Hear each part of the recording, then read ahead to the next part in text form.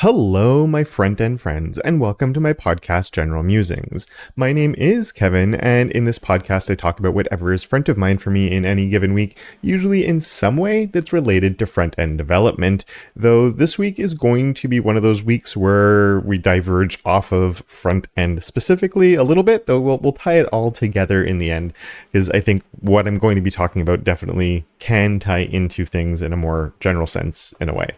But before we get into that, I want to let you know that next week we'll be back into sort of the thick, I guess, of just specifically front end and probably much more specifically CSS, because I'm going to be having Andy Bell join me for an episode. So I haven't done an interview on here for a little while, and I want to make sure that I keep those up. And I always enjoy talking with Andy, so I'm looking forward to that conversation. I hope you are as well. And yeah, with that out of the way, one other thing that I want to mention, actually, there's two little bits of housekeeping before we get into the main topic for this week. The first one of which is that last week's episode was by far the most popular one I've released on this channel up until now, and it even led to a kind of decent sized surge of subscribers on the YouTube channel. So if you're here from that episode, welcome aboard. I'm glad that you're here. And if you've been listening for a while now, well, I appreciate that as well. Interestingly, while it's that last episode's doing exceedingly well over on YouTube, it's basically normal for the number of downloads it's getting in the podcast version, which is on like Apple and Spotify and all those things.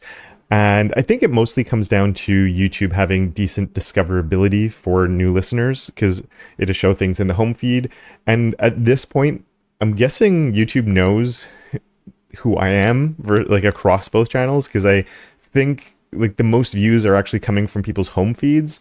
So I think it started showing that to people who already watch my main channel, and it's led to a little boost. So I guess thank you to the algorithm for that one, because obviously with traditional podcasts, they have to grow in a more organic way, word of mouth and the person creating stuff letting people know they exist.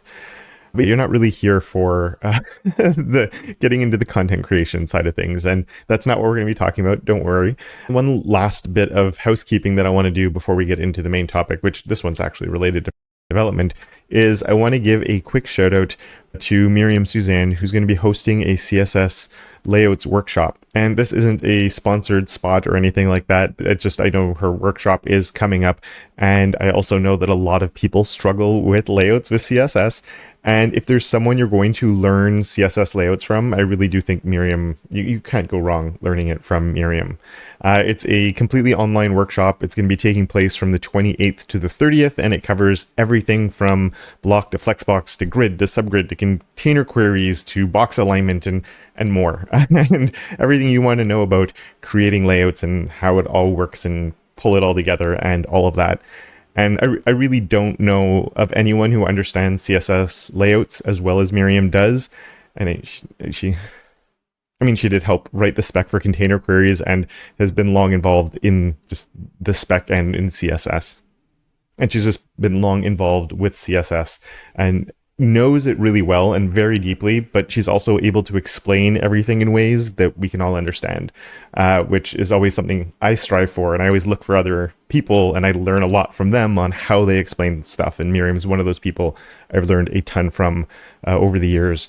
And as a little bonus for those who are listening shortly after this episode comes out, there is currently an early bird discount for $100 off the workshop, and that goes through until, or not until April 12th, but through April 12th. So the link for that workshop is just down in the description/show notes if you want to check it out. And with all of that out of the way, I want to talk about today's main topic, which is about finding ways to do things that you don't particularly like. And the reason I'm bringing this up is because of exercise, which is something I generally don't enjoy in, I guess, the traditional sense. I enjoy exercise when it's accomplishing something, if that makes sense. Like I used to bike a lot. I'd bike, I think it was 20 kilometers each direction to work.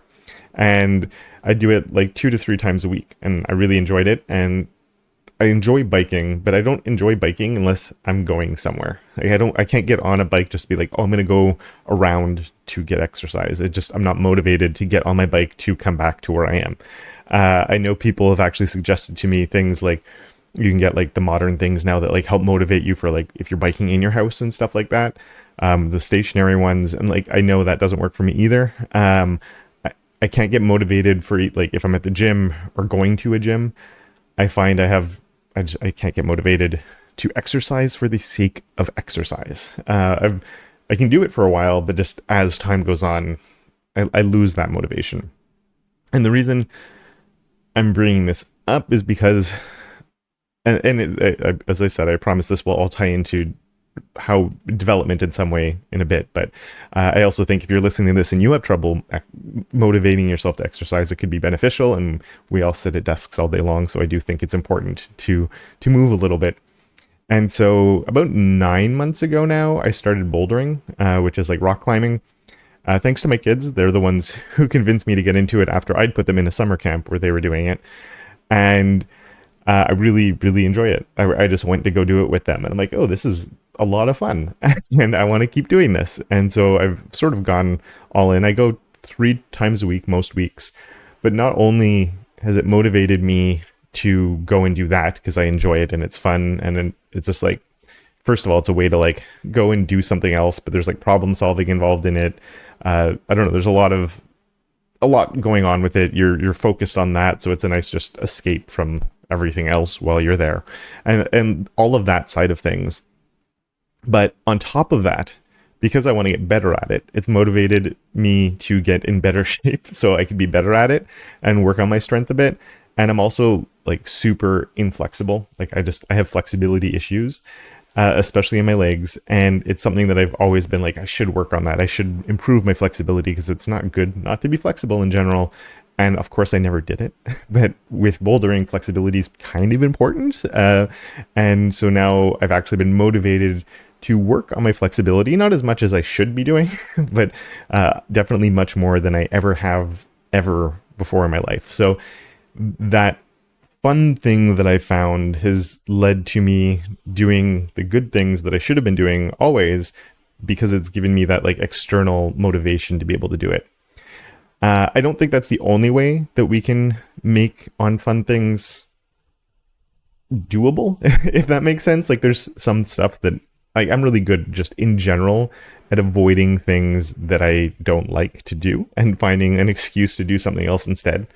And one thing, and this has been really hard for me, and I've talked about this in the past, but it's blocking off time on your calendar. And so my calendars at this point are very organized.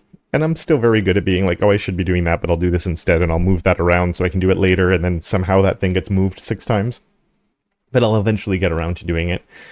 But beyond that, there's a couple of tasks like in my accounting for my business and a few other things that I tend to do this for. And so now I've started finding the times on my calendar where it's actually like usually a shift into something else. So like if I'm coming back from lunch, you're starting something new usually. Like I've taken a break, so I don't have to like stop what I'm doing to do that thing. I've already stopped what I was doing and I'm coming back to start a new thing. And so for me, that's really helped is like, if I'm going to be doing the things I don't like, I tend to put them right after lunch or as the very first thing in my day, but the very first thing in the day didn't work out.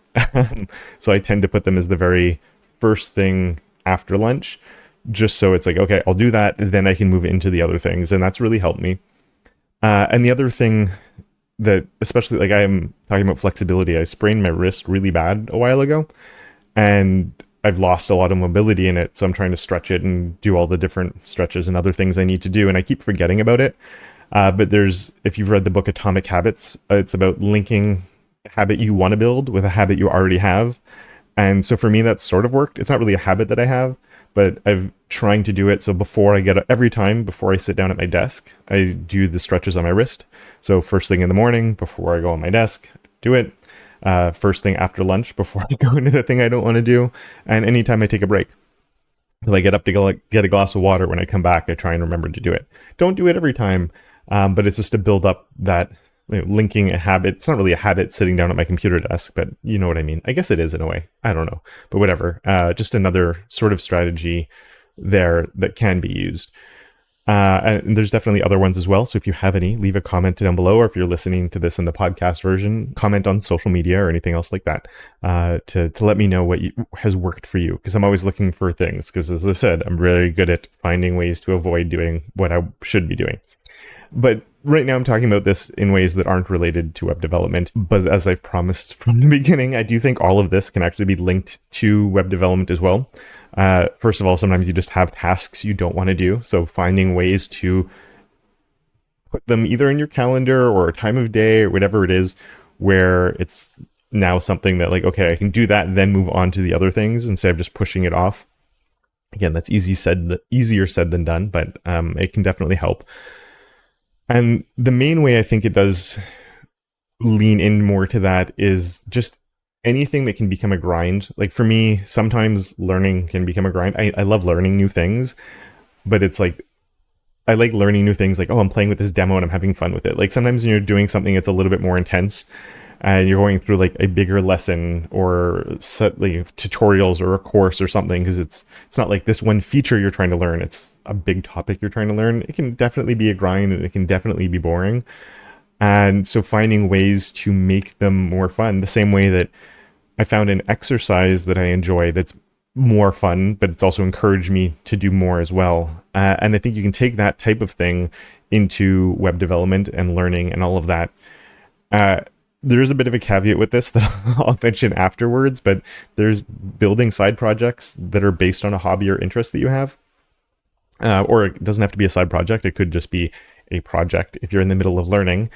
But as an example there, as side projects, the two main ones that I think I've talked about these a while ago, but I made an app of sorts to track my bouldering sessions. And I didn't need one. There was an existing app that did it better than what I've created. But it had a lot of other features and other stuff that I wasn't using. And like, I just want this one thing for me. And so I made it, and it was fun because I got to just play with it. But for me, it was also useful because I'm always looking to build quote unquote real things. And so that was a chance to build a quote unquote real project that eventually I might make public. We'll see. If there's a lot of rough edges. It's really an MVP right now and would have to be fleshed out a little bit if I was ever going to release it. And there's parts of it that don't work. There's a toggle that's backwards in how it logs things. So like there's a lot of current issues with it, but I also learned a ton in building it. And the other one I made was a website called forcedcarbcalculator.com because I needed to because I make my own beer, and when I keg it, I want to be able to get the right carbonation levels on it. And there was an Excel spreadsheet that I was using, or not Excel, Google Sheet, but I always had to go open my drive, go and find it. It was a bit of a pain in the butt. And like, I just want an address I can put in and a user-friendly interface I can do on my phone or on my computer. And it wasn't hard to make. And I probably didn't learn a ton doing it because it was very simple. But it was fun to put together, and it was an excuse for me to like dabble in something, learn a few little new things along the way, and create something that I was actually motivated to work on. And other things like this that you see other people do, those are my own interests, but like, I'm sure you've seen those like holographic Pokemon cards on like hover and you moves around and there's a hologram going on it and other things like that. So there's always people that are finding like, oh, I like Pokemon, so I'm going to do a cool thing with Pokemon cards because I'm more motivated for that. Or like, I know a lot of people who do role playing and build tools they can use for their role playing and stuff like that. And they build tools for their games and everything that they're doing. And I don't know a lot of the details on it because I don't do that. But anything like that that's just useful stuff for you to be able to use, I think is the best way to do it. There is a bit of a caveat, as I mentioned, which is if you're already working full time, coming and making side projects of things can be a little bit like when you get home, you don't always want to do more coding stuff. But if you really are either trying to expand your skill set, get more practice in whatever it is, finding a project you're motivated to work on, instead of just like, if you Google like projects to work on, you just get all these generic things that you probably have zero interest in. So being able to link it to something that you like is often a way to help motivate yourself to actually be able to do it.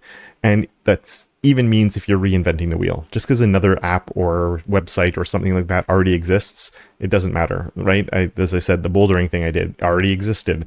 was really good. I don't really need to make that myself, but I felt like doing it. So yeah, it motivated me and got me doing that and learning a ton of stuff.